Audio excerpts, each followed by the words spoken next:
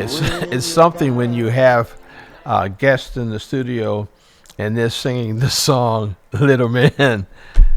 Kevin Peterson, Reverend Dr. Kevin Peterson, is in the studio with me this morning, and we are talking about the city, and we're talking about some of the concerns that residents, that elected officials, that pastors, that everyday people have regarding what's happening in the city of Boston. We are experiencing a number of violent crimes in the city. We're experiencing homicides. People are dying. Women are dying. Children are dying in our city. And a number of people are trying to figure out what to do. A lot of plans, a lot of ideas, a lot of thoughts. And in 2005, when we had experienced a 10-year high of homicides, I decided to call for a state of emergency. And Reverend Peterson, so many people in the community didn't understand what that call was all about. They thought that as a black man, I was saying everything is out of control in our town, and we need the police or the National Guard to be on the streets with their guns, policing us. And they were saying, how could you, Reverend Wall, how could you say that that's the answer to our public safety crisis? And that's not what I was saying. And I chose to leave it alone in 2014 because it was not gaining any traction. People still didn't understand. I saw that you have put together a letter and you're working with the city council to discuss a state of emergency. And I'd like you to share with the audience, this is really my time to finally interview you. Okay. Why are you walking? You're walking down a number of very progressive streets. Why have you chosen to pick this mantle of leadership up with regards to the homicides in our town and provide leadership, spiritual leadership to our city regarding the deaths in our city? Oh, good morning. Always wonderful to be in the station and have you interview me. I'm often on Thursday mornings interviewing others about issues similar to this, but also around racial repair and reparation and issues related to the black community, locally, statewide, and nationally. I don't know if I chose the issue or if I chose the leadership per se.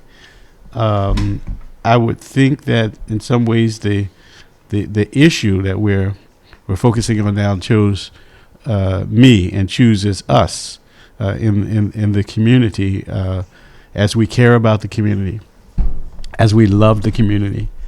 You know, if you love something, you want to see that something or that somebody do well, and you want to set the conditions for their flourishing, so to speak. You want to be in a position to set someone up for the best scenario or situation in their lives that will allow them to thrive. And in this case, we're here focusing on this issue of violence because we want death to end in our community to the extent that it is happening, with regard to violence, with regard to gunshots, with regard to stabbings. The violence, unfortunately, happens in disproportionate ways in the black community in Boston, and there are many systemic reasons sort of connected to that. We don't have the time this hour to really sort of delve into all those systemic reasons around episodic violence in our community, or the systemic violence in our community. We don't have the time for that. But we do know this, that there is disproportionate bloodshed.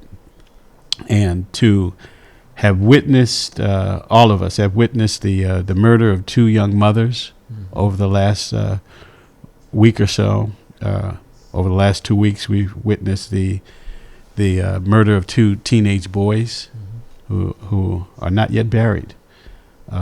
We witnessed the maiming, the stabbing of Jean McGuire, one of the city's political matriarchs, and an icon of the civil rights movement in Boston.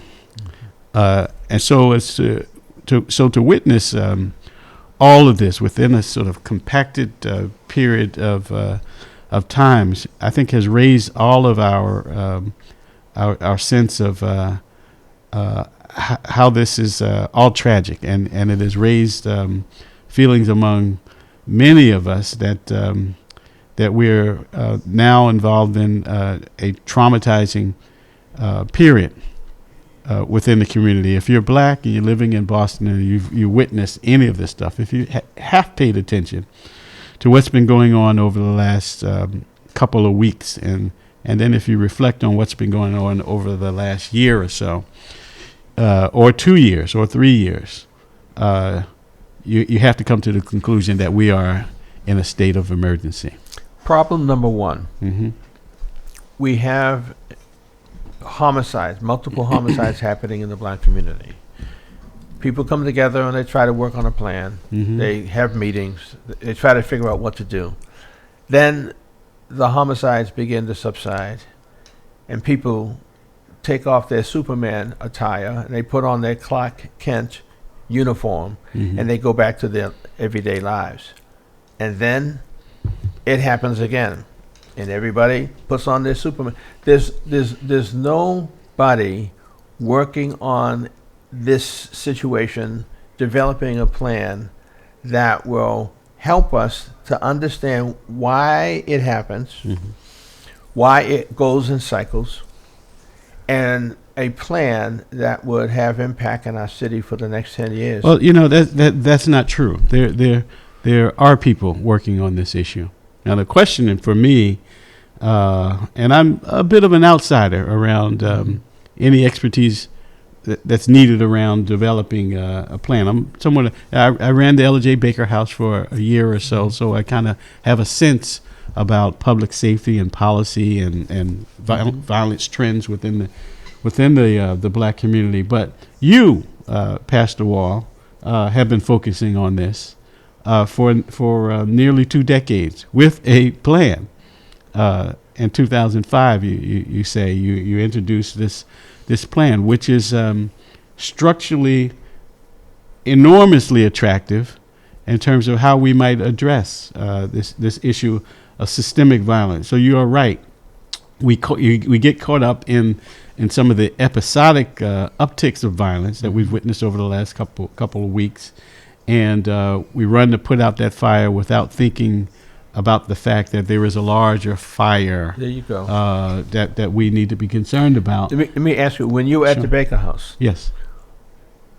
was this one of your charges to work on this during the period that you were there? And it was the homicides up, down, Yeah. up, down. Was that a part of your goal? Absolutely. I was the executive director Okay. of the Baker House. I was in charge. I oversaw a staff of about 20 people, who under my direction were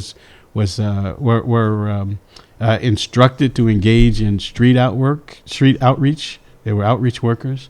There were programs that focused around after school safety. So we provided a safe harbor for students coming from school who were not feeling safe or had no place to go except for the streets where they could get in trouble. We had a girls program or young women's program that catered to some of their needs as they were maturing into adulthood and engaging a lot of the violent distractions on the street. So I am credentialed in some ways in terms of understanding day-to-day programming with regard to community violence.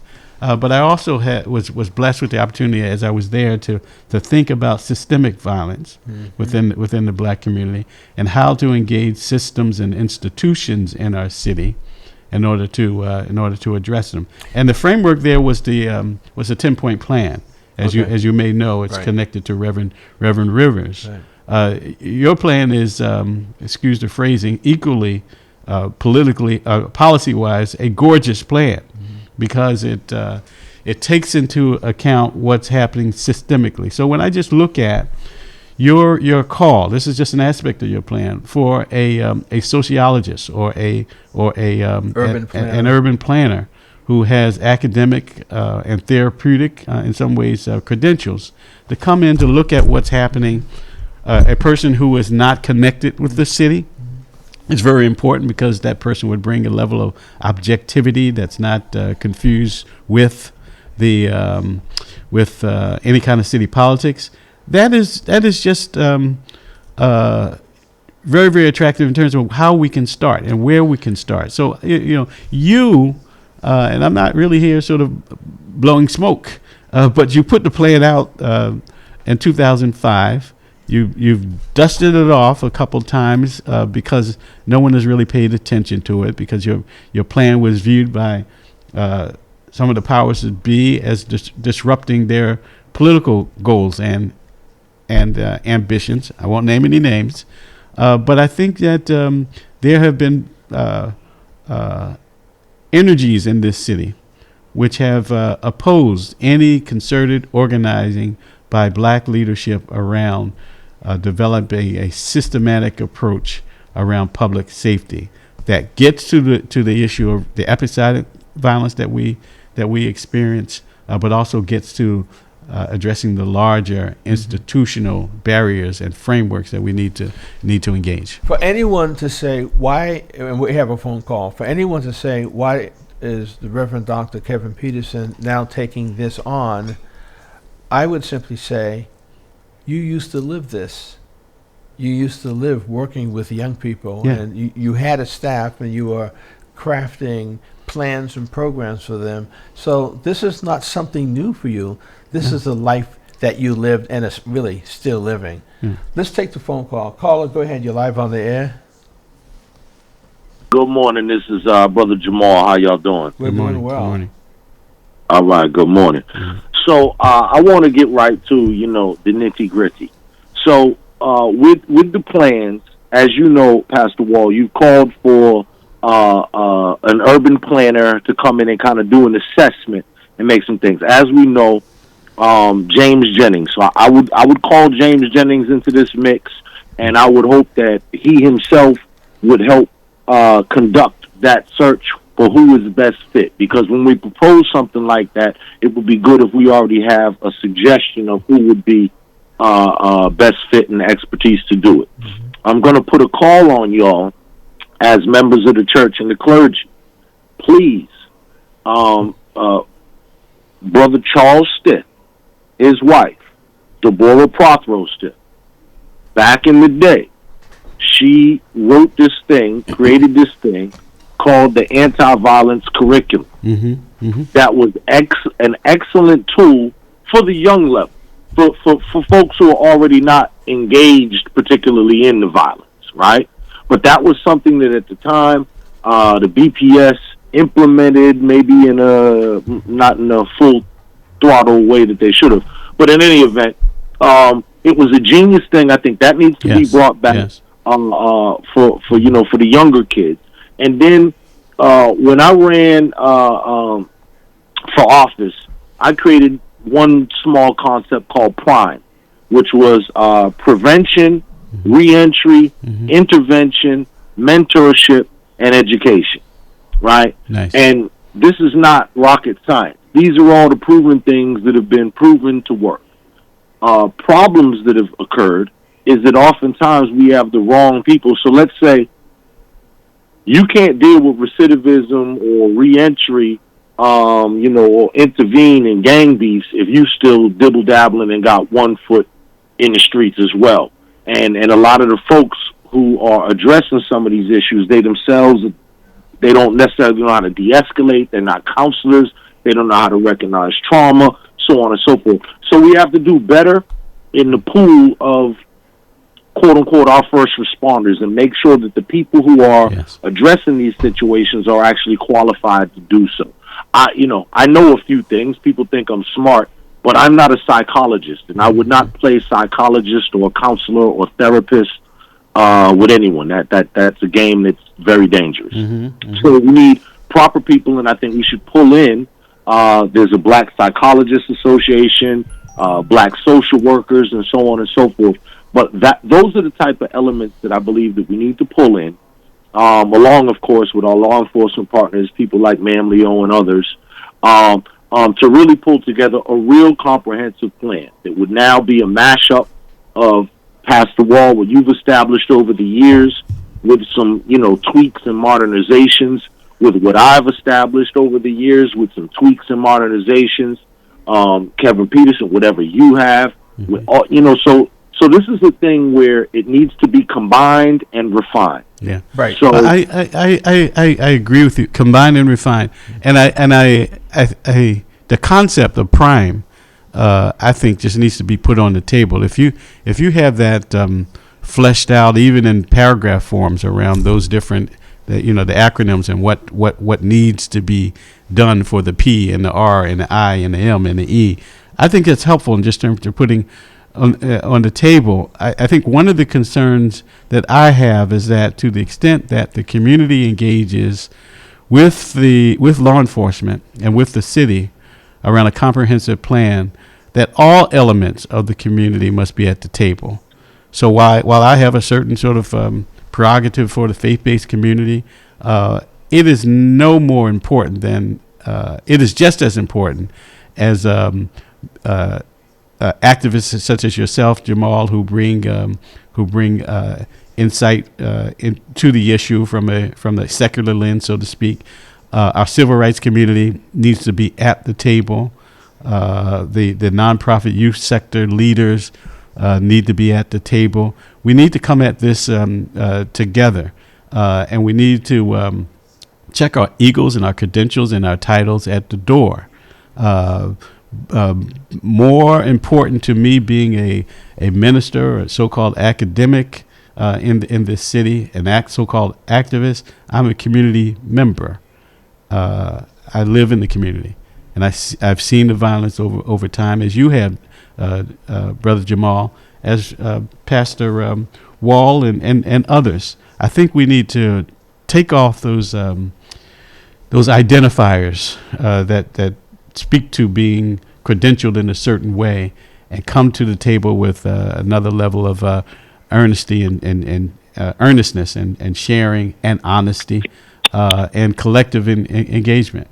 So I would love to see what you've outlined in terms of prime. I think the community deserves to see it, to tell you the truth. Yeah, so, well, not for nothing. If you remember when I ran for office, and, I put out, 2 newspapers when I ran for office, and, it was in both of those.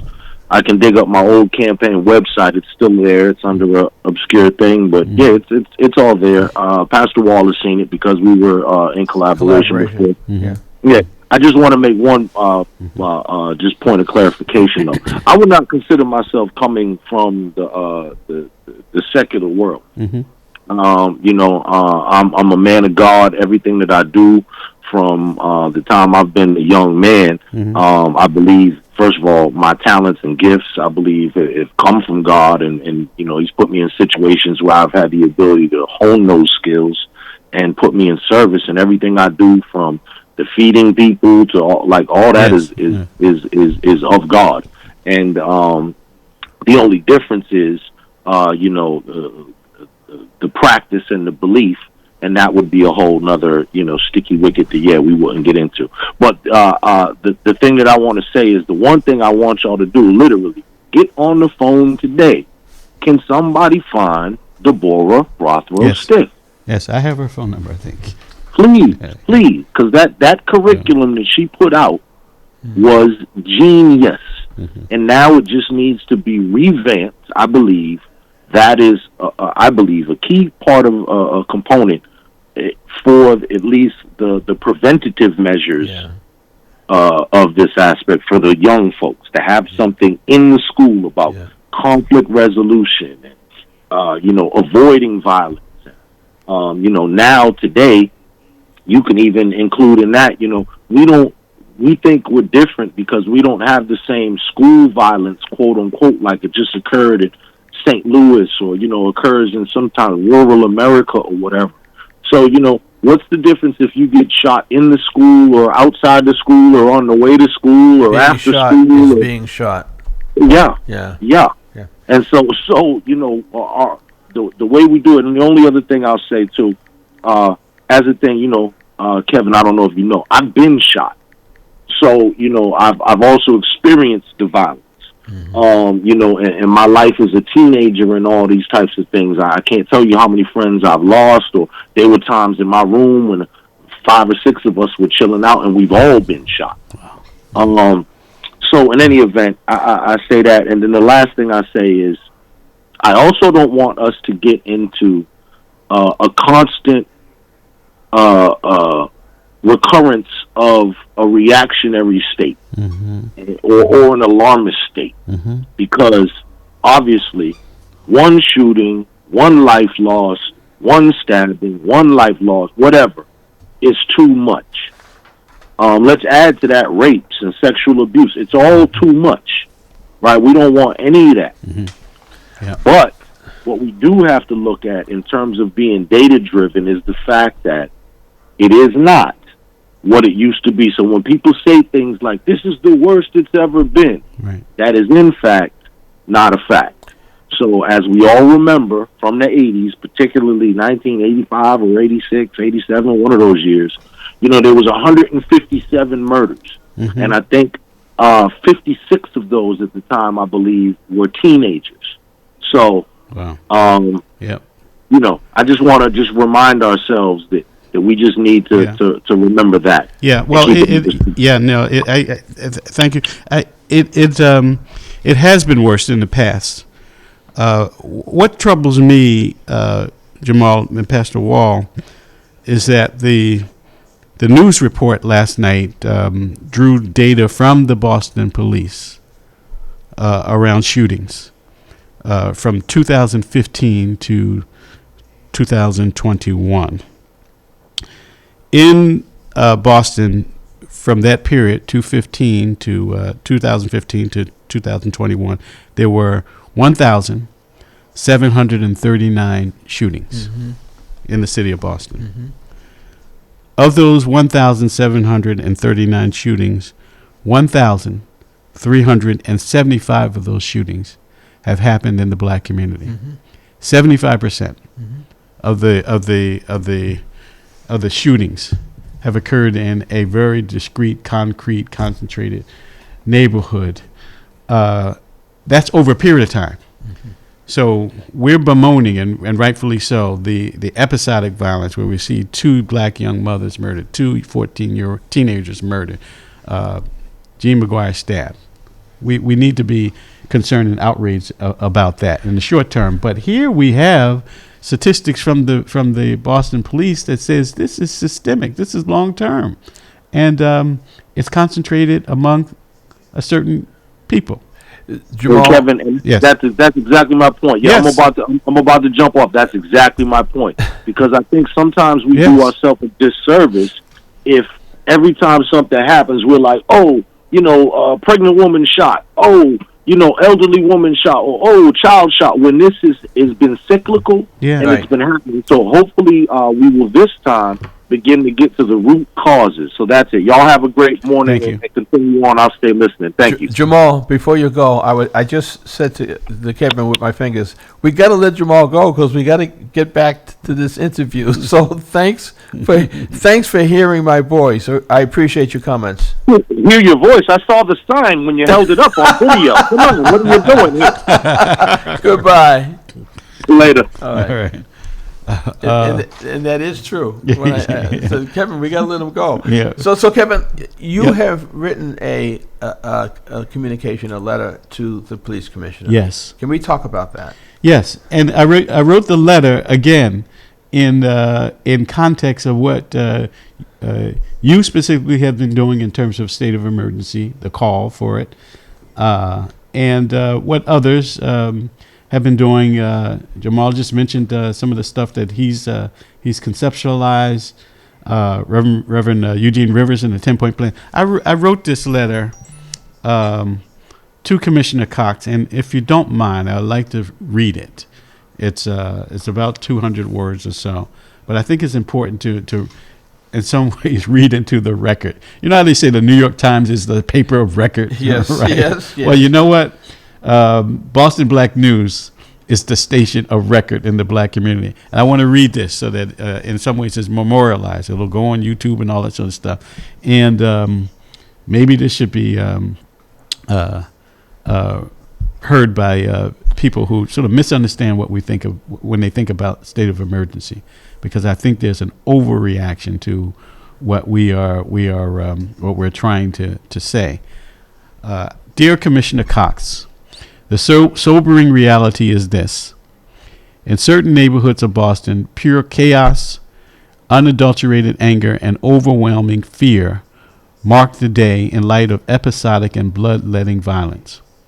In recent weeks, residents have been met with occasions of violence which have claimed the lives of 2 young mothers, 2 teenage boys, and left stunned and maimed Dr. Jean McGuire, a community matriarch and someone who has recently professed her fear of being unprotected in the community she loves and continues to lead. Needless to say, the level of violence we are witnessing feels unprecedented, mainly because the victims are considered the most vulnerable in our communities. The incidents of horrific violence places in bold relief the abject terror under which many law-abiding citizens and residents of these impacted communities persist.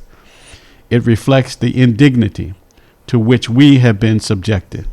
Surely answers are needed. We call on citizens and residents in these impacted communities to do our part. We must report crime when it happens. We must practice nonviolence.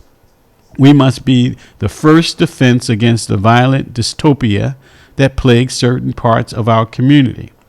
Sadly, the victims of the most recent crime wave have only been associated, only the association of being black and poor in Boston, but we in the black community must do our part.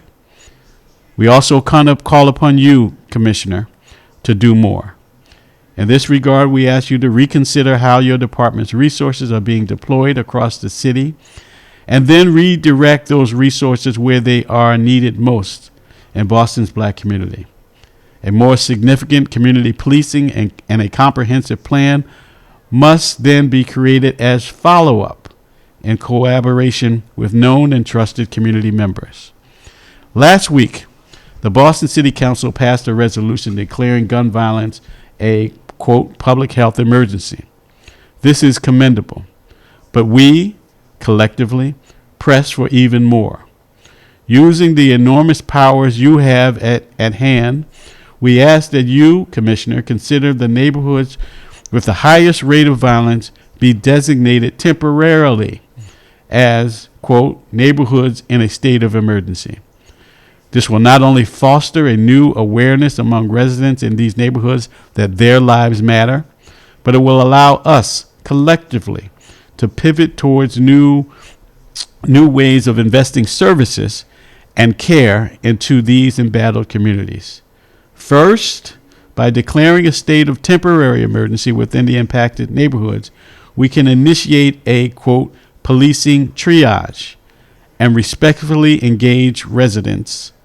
A policing triage that will increase a law enforcement presence in communities as police officers walk the street and respectfully engage residents.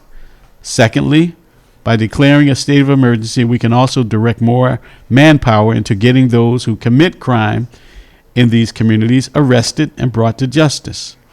Thirdly, a comprehensive trauma response must be extended to the emotionally wounded members of our community as part of a state of emergency action. Finally, a full plan, and this is important, a full plan is needed for a public safety agenda for the black community. Anything short of this is truly tragic and misses our desire for a safe and healthy city for children and families, notwithstanding race.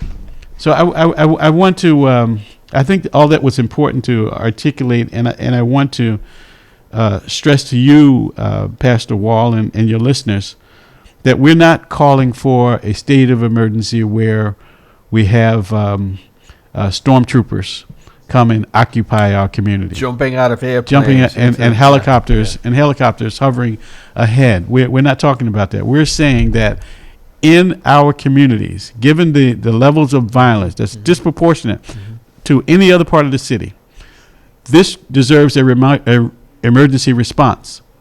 Just as we may witness an ambulance coming through a community with a siren blaring because someone in a home has taken ill and is about to die because of some accident or some sickness. We consider that an emergency, and we want an immediate response to care for that person or those families in that home. We see this call for a state of emergency, or this characterization of a state of emergency, as similar, and not a call for an occupying force where the police are our enemies. We need to come in the community, as I stated in the letter. We need to come to a better sense of how we need to police ourselves. And that means that we need to engage nonviolence. We need to report crime. We need to be in collaboration with law enforcement, no matter how suspicious the larger community may think they are in terms of them being in our community. I think most people in our community appreciate a police presence because of the high rate of crime. So for anyone who have in the past mischaracterized your call for a state of emergency as potentially injurious to the community, they should be disabused of that notion. We are saying that there is a problem that's distinct to within our community that needs to be addressed in a very intensive way, and that requires thinking on the level of emergency. Okay, so hearing... You understand what I'm saying? Yes, Okay. hearing what you just wrote, I have to offer a confession that because of the neglect, because the city did not respond to the request and everybody was saying no, no, no, I prepared a sign and it said, tourists, stay out of the city of Boston. You know, we had multiple homicides. And the Boston Herald picked up the sign and me standing with the city in my backdrop, and people became angry with me.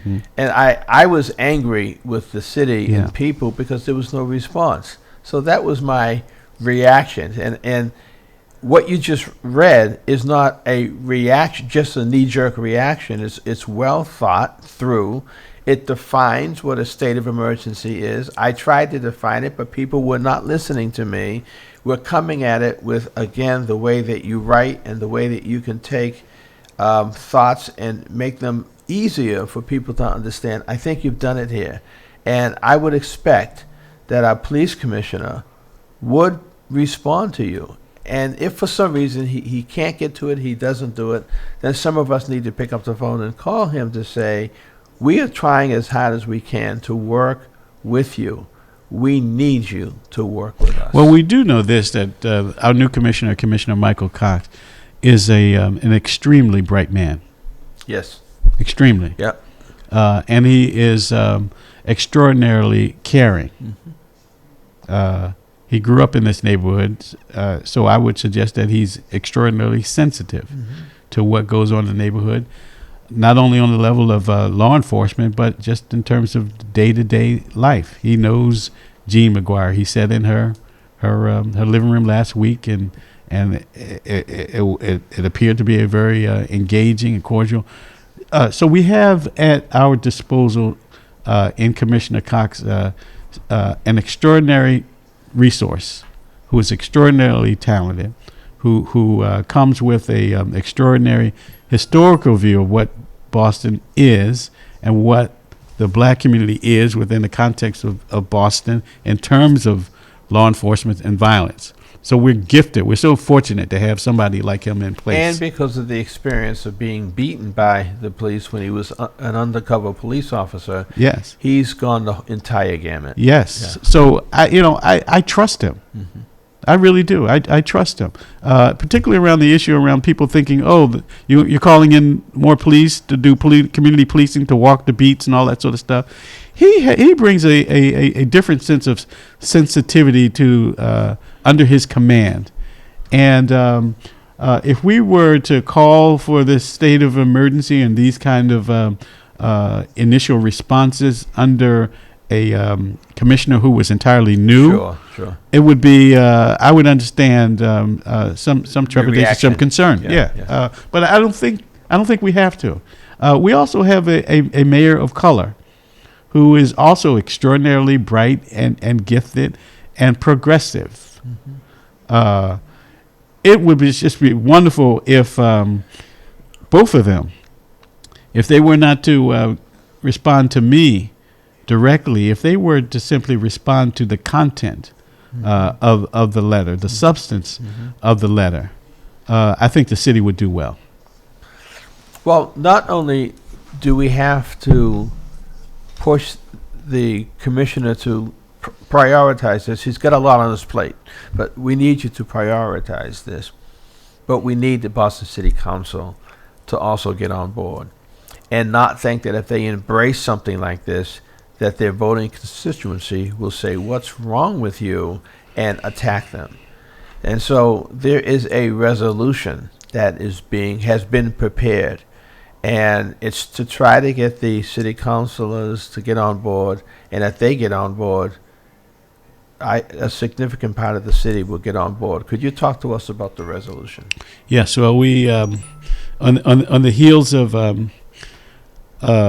pasting this letter to the door of the police headquarters yesterday to Commissioner Cox, we went in to deliver it, and his assistant came and took a copy. We thought it was important to publicly declare the letter in some ways, so we pasted it to the door. And on the heels of that, there was some communication. You like a lot of symbolism, don't you? Yes, and you I think you may pick up on the it's an archaic reference as Martin Luther, not Martin Luther King, was declaring the Protestant Reformation. He nailed to the door of the state church 99 theses that led to Protestantism and away from a Roman Catholicism, which had become problematic. I was thinking about Luther yesterday. I'm not Martin Luther. I'm not Martin Luther King. But I thought about the tradition in which I stand, being raised as a Protestant, a Pentecostal son of the church. I thought about that. And I said, I stand in a prophetic tradition, and this is a way that those who stand in that tradition proclaim justice. So I decided to do that. But connected to that was a couple of exchanges with the city council and a request that the city council declares a state of emergency given what's happening in our city. And so there's been some receptivity. And so there is a resolution that has been crafted and that is being entertained by our Boston City councilors, particularly the councilors of color, around this issue. I hope that it's adopted. It is a gesture which is both symbolic, but also can open a pathway towards the services that are articulated in this letter, the services that are needed, and can provide a different level of leadership from the city council, from our politicians around this issue. As I mentioned earlier, I do have some concern about only a segment of our community addressing this issue publicly. We need to bring the entire community. That includes our black elected officials, all of our elected officials. That includes those who are in our faith communities, those who are outside our faith communities, those who are in our civil rights communities, and those who are in our youth serving communities. We all have to come together. So I hope that this resolution is taken seriously, and that that it becomes an expression of our city's body of politics. Well, I want this resolution to be a part of the record, and the only way that it becomes a part of the record, as you know, going to City Hall, is that you have to speak it into the record. Right. So let's go over this, and Well, why don't you just? It'd be better if you just read it than to highlight it. I will. I have a copy if you need my copy. I will read it.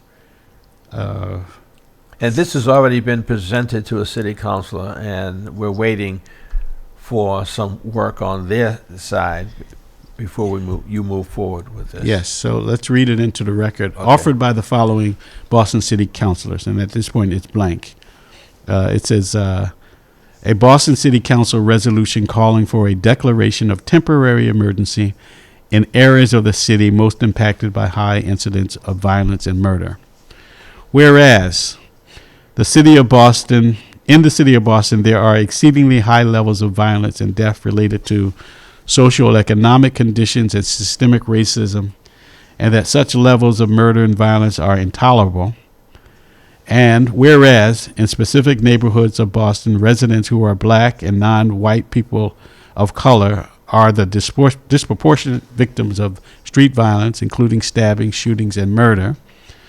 And whereas, according to Boston Police data, there has been 1,739 shootings in Boston since 2015, with 1,375 of those shootings occurring in the black neighborhoods of Dorchester, Roxbury, and Mattapan. Whereas nearly 75% of all shootings in Boston dating back to 2015 have occurred in the black neighborhoods of Boston. And whereas the Boston City Council in October 2022 declared gun violence as a public safety emergency, citing that, quote, gun violence is not only a public safety issue, but also a public health issue. And whereas in recent weeks there have been high-profile murders of 2 Boston teenagers, the shooting murders of 2 black mothers, a stabbing of a civil rights icon, the murder of 2 men in Dorchester, and the stabbing of a Boston City Hall employee in the Quincy Bowdoin Geneva section of Boston. And, final whereas, it is incumbent that residents and voting citizens in these impacted neighborhoods are provided protection and relief from fear and anxiety about violence in their community. Therefore, be it resolved that the Boston City Council, in meeting assembled, declare that high violence and murder neighborhoods in Boston be temporarily declared in a state of emergency, which would result in the immediate implementation of the following: a community policing plan that depends on civil and collaborative interaction between law enforcement and community residents, fiscal resources for the support of maximum street workers and community programming related to conflict resolution, intense interaction and violence reduction problem solving with community leaders in these communities, including leaders of Crime Watch neighborhoods, faith leaders, civil rights organizations, businesses, and youth serving programs. And finally, arrest of assailants related to the most recent victims of murder, and maximum emergency mental health support for residents, families, and children suffering from violence and trauma. So that is the resolution. It's not comprehensive, but it points towards getting to something comprehensive. And it's not going to scare people. This is not going to scare, because we not only want black folk to endorse and understand this, we want everybody in the city to feel that we're all working together to once and for all stop this. Yeah, the life of and I don't mean to stereotype, but we know how the city is organized. The life of a young white woman dying or fading into non-existence at Mass and Cass is just as important as the life of one of the young mothers who perished this weekend. The life of any one living in Brighton or South Boston or downtown Boston is just as important as the life of a murdered teenager in Roxbury. Yeah. We're all in this together. We share citizenship and we share residency in this city, and irrespective to these fake neighborhood boundaries to a certain extent, we share a common goal and common humanity, and so we must in some ways disimagine political precinct boundaries, and see ourselves as a single family who are hoping for the best of each member of the family, and that each member of the family is loved and they're allowed to flourish. Kevin, we have about 8 minutes to go, and I feel like I'm running. I used to run track for a little bit in high school, just a little bit, and I would run the relay races and pass the baton. And I feel like I'm passing the baton of this state of emergency to you so that you can take it across the finish line. And I believe we're going to do it. Do you remember in South Boston when a white woman was killed and they had a major meeting in South Boston? All the elected officials, not just from the city, the congresswoman or congressman came in, the senators came, they all came in and they listened and they said what they were going to do. The closest to that was the press conference that you had to respond to this. And I've heard some people say, why is Reverend Peterson addressing this issue? I thought he was over here addressing this. I thought he was over here addressing this. Could you again speak to people why you are addressing a number of issues in the community, but why this one has touched your heart? Well, I thank God that my experience in some ways have credentialed me to speak to a variety of issues. I mentioned my leadership at the Baker House, one of the premier institutions in the black community and in the city and nationally recognized. So I speak with some authority in terms of that. As a black person, I'm credentialed in terms of understanding the oppressive nature of what it feels like to live in Boston in terms of racism and the economy that beats down on black people disproportionately. And I see the violence. So I speak mostly from the perspective of experience. I'm blessed to have had opportunities in terms of education and professional opportunities in certain aspects within the community that allow me to speak to this. But I am more generally interested in the well-being of the city by focusing on the well-being of the black community, which is the most vulnerable. Mm-hmm. So when I'm standing in chains at Faneuil Hall, I'm trying to symbolize all the concrete reality connected to black suffering in the city. Mm-hmm. So it's a symbolism sort of projected into the real, trying to speak to how black people live every day on the ground through that kind of symbolism. And it may be too highfalutin for some people to get. And I've found myself sort of trying to explain myself as you were trying to explain yourself about state of emergency. But it's just the way my mind works. I like to attach myself to symbols that speak to realities about which concrete public policy thinking can be engaged in. So I hope I'm not stepping on anyone's feet in terms of their perspective and their respective place around issues related to violence. I would be the first to admit that I am not an extraordinary expert around public safety, but I want to give all that I can give based on what I've experienced. So I stood in the rain, and other ministers and other people have done more than that. But I stood in the rain for almost 8 hours on Sunday after a young lady's life was taken up in Mattapan, the Fairlawn Estate property.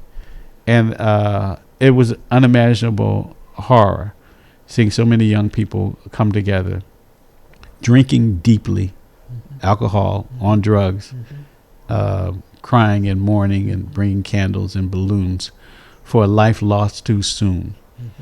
Life lost too soon, and embrace the mother of that slain young woman. Drained so much energy from me as a human being, as it would you, Pastor Wall. You've experienced it. That shouldn't happen to any other mother. It shouldn't happen in this community. So, do I have the utopian idea of violence ending in our community? Yeah. I hope that one day there will be no murders, no stabbings. There will be nonviolence. You had cited in one of your readings there that we were experiencing 100 plus homicides a year. And when all of us came together and began to work on this, we came to 1996 and 1997.